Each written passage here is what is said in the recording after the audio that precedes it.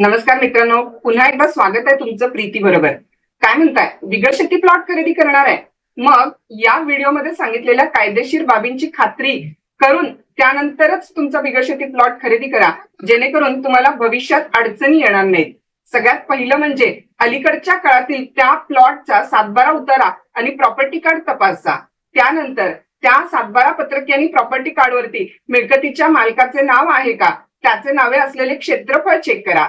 त्यानंतर तिसरी महत्वाची गोष्ट म्हणजे त्या मिळकतीच्या आत्ताच्या मालकाला म्हणजेच विक्रेत्याला ती मिळकत नेमकी खरेदी पत्र, वाटणी पत्र, बक्षीस पत्र, कोर्ट हुकुमनामा किंवा वारसा हक्क कोणत्या पद्धतीने मिळालेली आहे ते चेक करा. त्यानंतर चौथी महत्वाची गोष्ट म्हणजे मिळकतीचा बिगर शेती आदेश तपासा. नेमकी बिगर शेती कुठल्या प्रकारची आहे हे चेक करून घ्या. फायनल लेआउट चेक करून घ्या.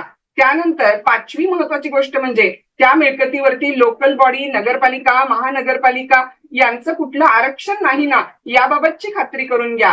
त्यानंतर सहावी महत्वाची गोष्ट म्हणजे मिळकतीच्या आत्ताच्या मालकांना मिळकतीचे सर्व कर, बिगर शेती फाळा वगैरे वेळोवेळी भरलेला आहे ना, याबाबत खात्री करून घ्या. आणि आता सातवी सगळ्यात महत्वाची गोष्ट म्हणजे त्या मिळकतीला खरेदी करण्यापूर्वी वर्तमानपत्रामध्ये वकिलांच्या मार्फत जाहीर नोटीस देऊन कुणाची हरकत नाही ना, हे चेक करून मगच ती मिळकत खरेदी करा. आता पुढची आठवी महत्वाची गोष्ट म्हणजे वकिलांकडून सदर मिळकतीचा सर्च रिपोर्ट घेऊन म्हणजेच त्याची हिस्ट्री ऑफ टायटल म्हणजेच मिळकतीच्या मालकी हक्काचा इतिहास तपासून त्या मिळकतीवर कुणाचं कर्ज, कुणाचा बोजा नसलेबाबतची खात्री करून घ्या.